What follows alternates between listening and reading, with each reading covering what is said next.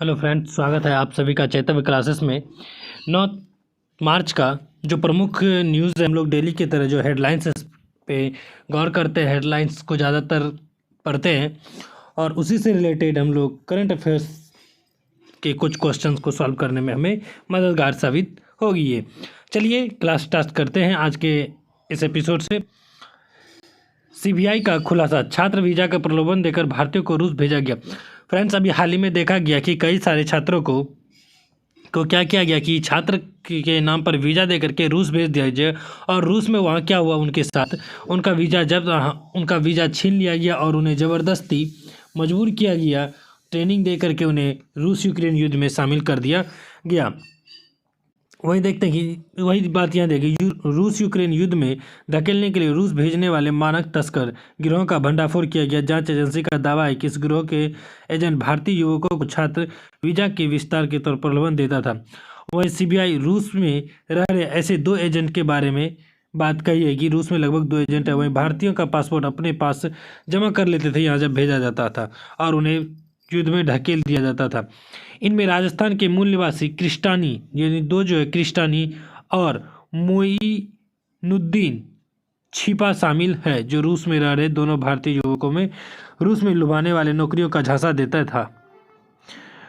वहीं आगे देखते हैं, जो प्रमुख सरकार ने खाना पकाने की गैस के दाम पर 100 रुपये की कमी की। अभी हाल ही में केंद्र सरकार ने गैस एलपीजी गैस के लिए, एलपीजी समझते हो लिक्विड पेट्रोलियम गैस, इसके लिए जो है 100 रुपये कम कर दी गई। अंतर्राष्ट्रीय महिला दिवस के अवसर पर यह किया गया। यह अंतर्राष्ट्रीय महिला दिवस कब था? 8 मार्च को था।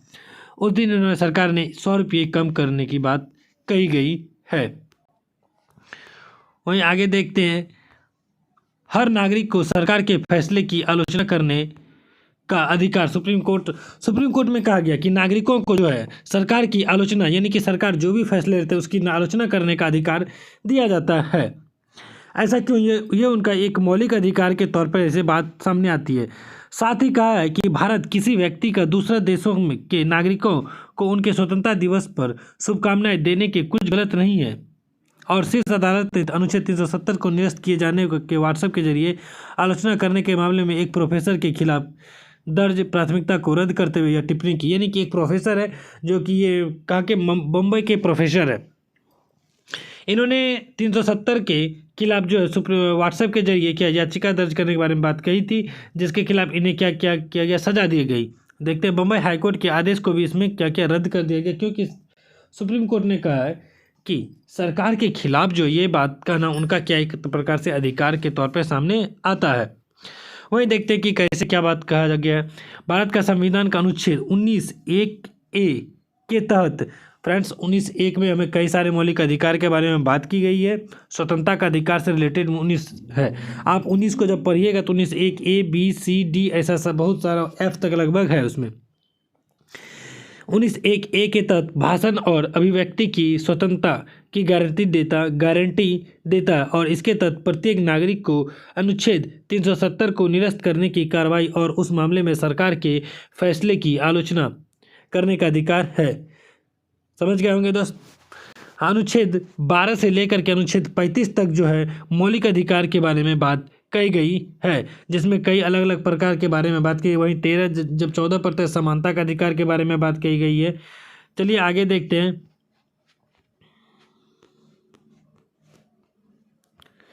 अभी हाल ही में टीवी अभिनेत्री डॉली का निधन हो गया। इन्होंने कई सारे शो जैसे कि झनक और भाभी में अपने दमदार किरदार निभा चुकी है। इन्हें जो है सर्वाइकल कैंसर से ये पीड़ित थी और 47 साल की उम्र में इनका निधन हुआ है।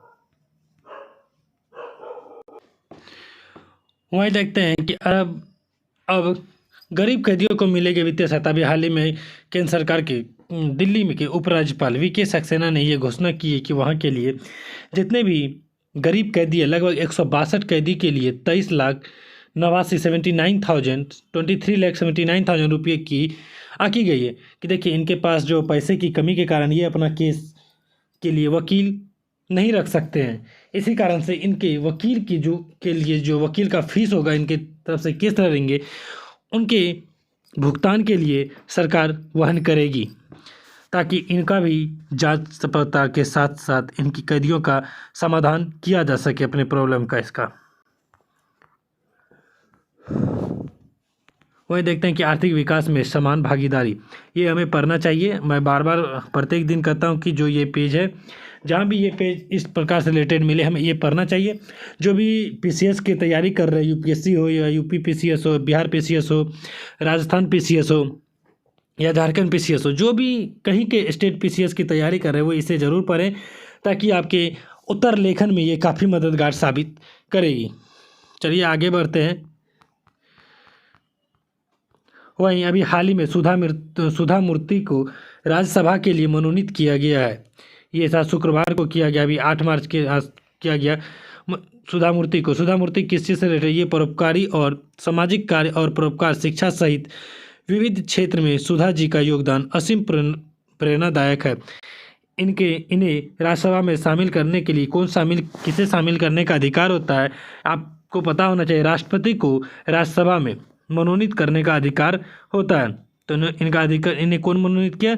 राष्ट्रपति जी द्वारा किया गया, जिसके तहत देखते हैं कि केंद्र सरकार द्वारा, प्रधानमंत्री द्वारा इनकी तारीफ की गई। केंद्र सरकार ने कहा मैं धन्यवाद करता हूँ राष्ट्रपति जी का, जिन्होंने ऐसा कदम उठाया। वहीं आगे देखते हैं जो प्रमुख हम न्यूज़ डेली के तरह हेडलाइंस ही पढ़ते हैं फ्रेंड्स। चलिए यहाँ देखते हैं, प्रधानमंत्री ने 4 राज्यों का दौरा का कार्यक्रम किया। 9 तारीख को ये दौरा किया गया। इसमें प्रधानमंत्री नरेंद्र मोदी द्वारा असम, अरुणाचल प्रदेश, पश्चिम बंगाल, उत्तर प्रदेश का दौरा किया गया, जिसमें कई सारे परियोजनाओं का इन्होंने लोकार्पण किया। वहीं काजीरंगा राष्ट्रीय उद्यान का भी दौरा इन्होंने किया। काजीरंगा राष्ट्रीय उद्यान में भी इन्होंने काफ़ी समय व्यतीत किया। इन्होंने विकसित भारत विकसित उत्तर पूर्वी कार्यक्रम में भाग लिया।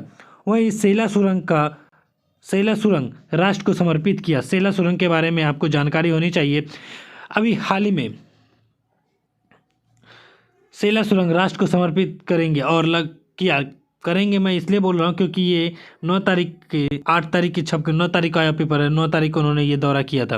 वहीं लगभग 10,000 करोड़ रुपए की उन्नति योजनाओं की शुरुआत भी किए हैं इन्होंने। कार्यक्रम के दौरान प्रधानमंत्री ने मणिपुर, मेघालय, नागालैंड, सिक्किम, त्रिपुरा और अरुणाचल प्रदेश के आसपास लगभग 55,600 करोड़ रुपए की परियोजनाओं का शिलान्यास किया।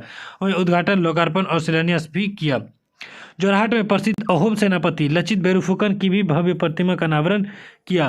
और असम में लगभग 17,500 करोड़ रुपये से अधिक की कई सारी विकास परियोजनाओं का इन्होंने उद्घाटन किया। चलिए इसके बारे में, अगर सेला सुरंग के बारे में आपको थोड़ा सा जानकारी दे दे। सेला सुरंग अरुणाचल प्रदेश में चीन सीमा के पास बना है। ये सेला सुरंग लगभग 800 करोड़ रुपये इसमें खर्च किया गया और 800 करोड़ रुपये खर्च किया गया और 13,700 फीट की ऊंचाई पर ये बनाया गया टनल है। ये टनल तवांग LAC से जुड़ जाएगा, जो कि तवांग से लगभग LAC 8 से 10 किलोमीटर दूरी पर। सर्दी में पहले क्या होता था, भारी बर्फबारी के कारण ये बंद रहता था, अब ये लगभग 12 महीना खुला रहेगा।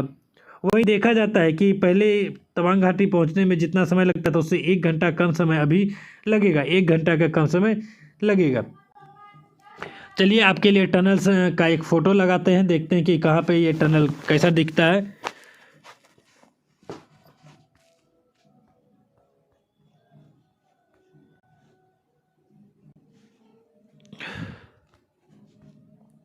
ये जो आप देख रहे हैं ये है सेला टनल, जो ईटानगर में तवांग के आसपास। ईटानगर किसकी राजधानी है ये आप कमेंट बॉक्स में करके बताइए। वहीं डीपफेक भ्रामक सूचना पर कानूनी प्रावधान चुनने के फौरन बाद। अब डीपफेक क्या होता है कि फ्रेंड्स, डीपफेक क्या होता है कि किसी एक के फेस को एडिट करके AI की मदद से दूसरे के फेस को अटैच कर देना और उसका वीडियो फैलाना। अभी हाल ही में हम लोग ने एक एक्ट्रेस रश्मिका मंदाना जी का एक डीपफेक की तरफ न्यूज़ हम देखे थे कि जो लिफ्ट में जा रही है वो हालांकि रश्मिका मंदाना जी नहीं थी, वो कोई और थे। वहीं इन्होंने कहा कि डीपफेक का गलत सूचना के खिलाफ सुविचारित कानून ढांचे को अंतिम रूप दिया जाएगा। वहीं कृत्रिम बुद्धिमत्ता का इस्तेमाल कर किसी व्यक्ति को वीडियो में गलत ढंग से पेश करने को डीपफेक कहा जाता है। चलिए वहीं विदेशी भंडार के बारे में बात करेंगे तो भारत के पास विदेशी मुद्रा भंडार लगभग 625.63 अरब डॉलर हो गया है, जो 2021 में 645 अरब डॉलर था। अभी कम दिखाई दे रहा है ये।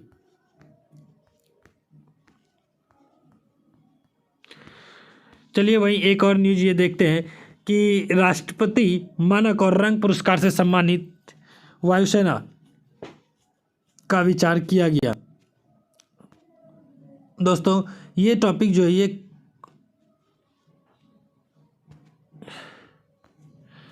ये इम्पोर्टेंट टॉपिक है। राष्ट्रपति मानक रंग पुरस्कार ये जो है सेना के लिए एक सर्वोच्च पुरस्कार के तौर पर ये देखा जाता है। राष्ट्रपति ने अभी हाल ही में उत्तर प्रदेश के हिंडन वायुसेना अड्डे पर आयोजित किए गए एक समारोह में शुक्रवार को राष्ट्रपति द्रौपदी मुर्मू ने भारतीय वायुसेना के 4 इकाइयों के एक साथ राष्ट्रपति मानक और रंग पुरस्कार से सम्मानित किया गया। इसमें बल की 45 स्क्वाड्रन और 221 स्क्वाड्रन, 11 बेस रेपियर डिपो और 509 सिग्नल इकाई शामिल किया गया है।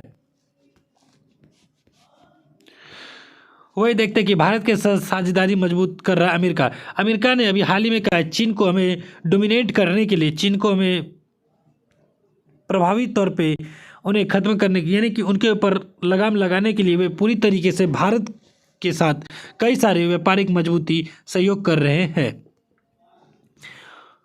वहीं हम देखते हैं कि संयुक्त राष्ट्र यूएन सुरक्षा परिषद को लेकर के भारत की पहल किया गया। भारत की पहल कौन कर रही है?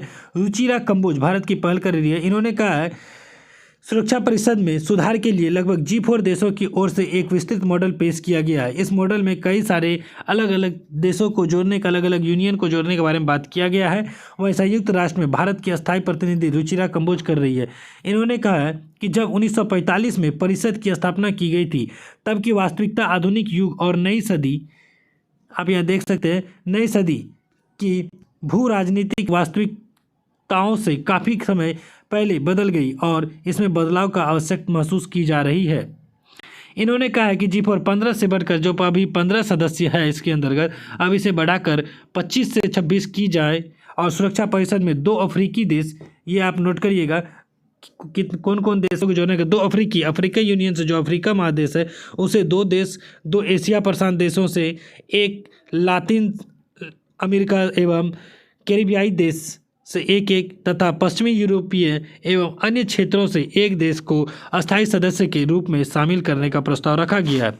वहीं G4 मॉडल के अनुसार सदस्यता की दोनों श्रेणियों में प्रमुख रूप से स्पष्ट रूप से जो कम प्रतिनिधित्व के गैर प्रतिनिधित्व के कारण सुरक्षा परिषद में वर्तमान संरचना इसके वैधता और प्रभावशाली के लिए हानिकारक है।